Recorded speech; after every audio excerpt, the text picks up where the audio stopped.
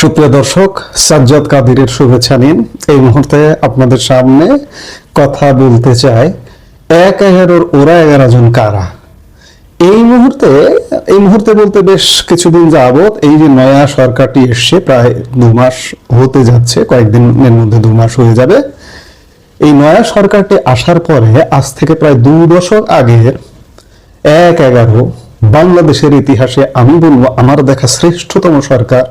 সেখানে অনিয়ম দুর্নীতি থাকতে পারে, বাংলাদেশ মানেই দুর্নীতি, বাংলাদেশের মানুষ মানেই দুর্নীতি। বাংলাদেশের মানুষই গড়ে ওঠেনি, বছরের পর বছর, যুগের পর যুগ হয়ে গেল মানুষ গড়ে ওঠেনি। কাজেই এখানে ছিটে ফোটা কিছু দুর্নীতি থাকতে পারে, অনিয়ম থাকতে পারে, কিন্তু আমার দেখা 1-11 সরকার শ্রেষ্ঠতম সরকার। সেই সরকার নিয়ে বেশ কসলাকসলি বলি যদি, তাহলে ভুল হবে না যে কসলাকসলি শুরু হয়ে গেছে। এবং সেই সরকারের কারা কুশলভ ছিল, কারা এর নেপথ্যে ছিল, তাদের বিচারের আওতায় আনবার একটা প্রচেষ্টা দেখা যাচ্ছে এই নয়া বিএনপি সরকারের মধ্যে।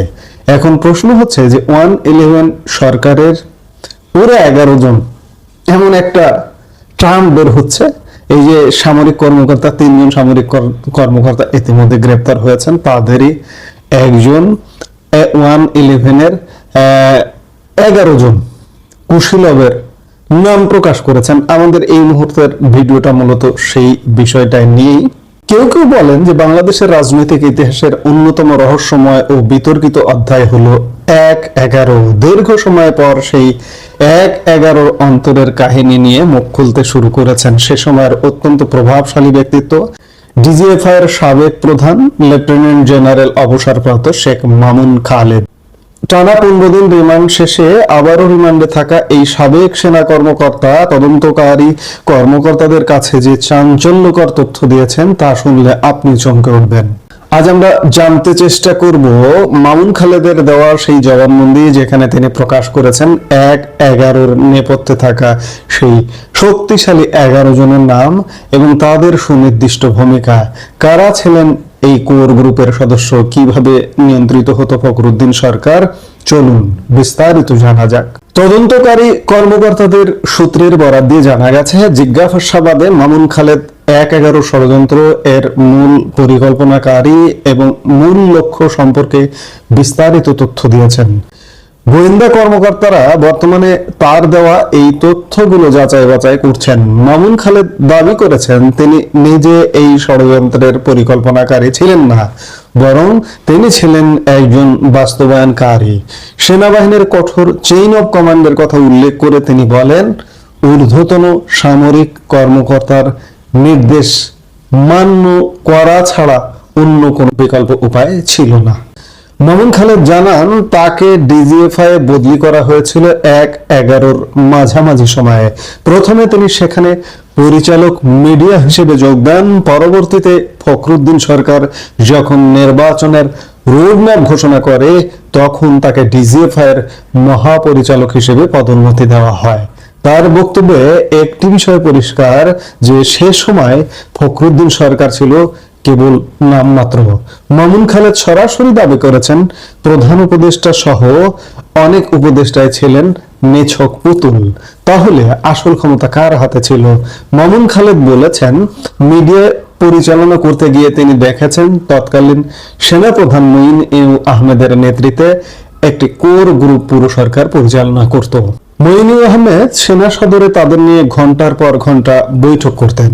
সরকার কিভাবে চলবে, কাকে গ্রেপ্তার করা হবে, কার বিরুদ্ধে নিউজ করা হবে, এমনকি খুঁটিনাটি সব সিদ্ধান্তই আসতো সেই গোপন বৈঠক থেকে। আর এই সিদ্ধান্তগুলোই পরবর্তীতে বাস্তবায়ন করত তথাকথিত তত্ত্বাবধায়ক সরকার।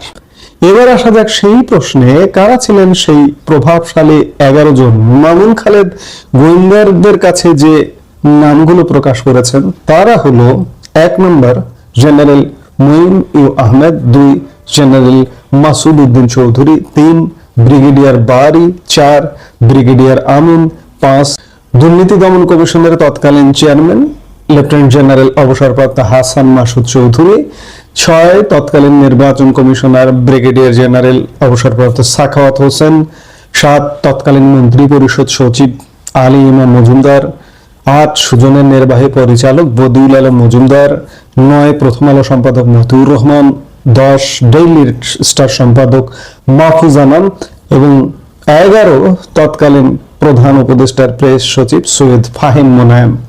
মামুন খালেদ আরো জানান, ফাহিম মোনায়েম প্রেস সচিব হওয়ার আগে ডেইলি স্টারের ম্যানেজিং এডিটর ছিলেন এবং কোন রাজনীতিবিদ বা ব্যবসায়ীর বিরুদ্ধে কখন কি লেখা হবে তা মূলত তিনি ঠিক করে দিতেন। মামুন খালেদের জবানবন্দির সবচেয়ে বিস্ফোরক অংশ হলো 2 সম্পাদকের ভূমিকা।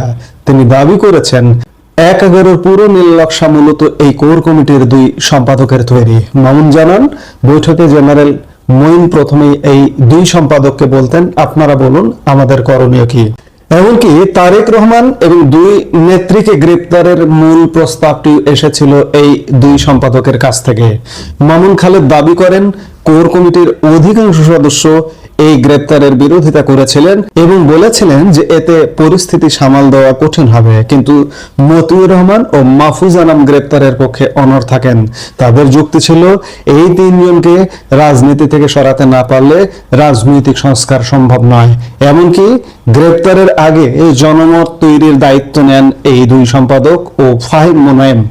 এরপর পরই প্রথম আলোতে 2 নেত্রীকে সরে যেতে হবে শিরোনামে সেই বিখ্যাত মন্তব্য প্রতিবেদন প্রকাশিত হয়। রাজনীতিতে ভাঙন ধরানোর কারিগর হিসেবেও মামুন খালেদ এই 2 সম্পাদকের নাম নিয়েছেন। তিনি জানান, আব্দুল মান্নান ভূঁইয়ার সঙ্গে মতিউর রহমানের বাম রাজনীতির পুরনো সম্পর্ক ব্যবহার করে বিএনপিতে সংস্কারপন্থীদের লাইমলাইটে আনা হয়। অন্যদিকে আওয়ামী লীগের তোফায়েল আহমেদ ও সুরঞ্জিত সেনগুপ্তর সাথে জেনারেল মঈনের যোগাযোগও করিয়ে দিয়েছিলেন এই 2 সম্পাদক। শুধু রাজনীতি নয়, ব্যবসায়ীদের বিরুদ্ধে ব্যবস্থার তালিকাও তৈরি করেছিলেন এই 2 সম্পাদক। যদিও মঈন প্রথমে অ্যাকশনের বিপক্ষে ছিলেন, কিন্তু 2 সম্পাদক দুর্নীতিবাজদের তালিকা নিয়ে মিটিংয়ে আসতেন।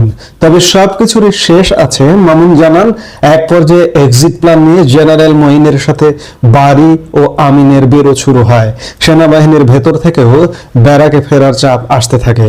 পরবর্তীতে জেনারেল মঈনের ভারত ও যুক্তরাষ্ট্র সফরের পর সরকারের পরিকল্পনায় পরিবর্তন আসে এবং দেশ নির্বাচনের পথে হাঁটতে শুরু করে। দর্শক, মামুন খালেদের এই দাবিগুলো যদি সত্যি হয়, তবে 1-11 পেছনের কুশীলবদের চেহারা আমাদের সামনে নতুনভাবে উন্মোচিত হয়। ক্ষমতা, মিডিয়া এবং ষড়যন্ত্রের এই মিশেলে বাংলাদেশের গণতন্ত্রকে কতটা ক্ষতবিক্ষত করেছিল তা আজ ইতিহাসের কাঠগড়ায়। এ বিষয়ে আপনাদের মতামত কি? কমেন্টে আমাদের জানান। এই মুহূর্তের ভিডিও থেকে বিদায় নিতে চাইছি। সবাই ভালো থাকুন, সুস্থ থাকুন। দেখা হবে পরবর্তী ভিডিওতে। আমাদের ভিডিওগুলো নিয়মিত পেতে সাবস্ক্রাইব করুন Sajjad Kadir and the legends YouTube channel এবং লাইক, কমেন্ট, শেয়ার করে সাথে থাকুন।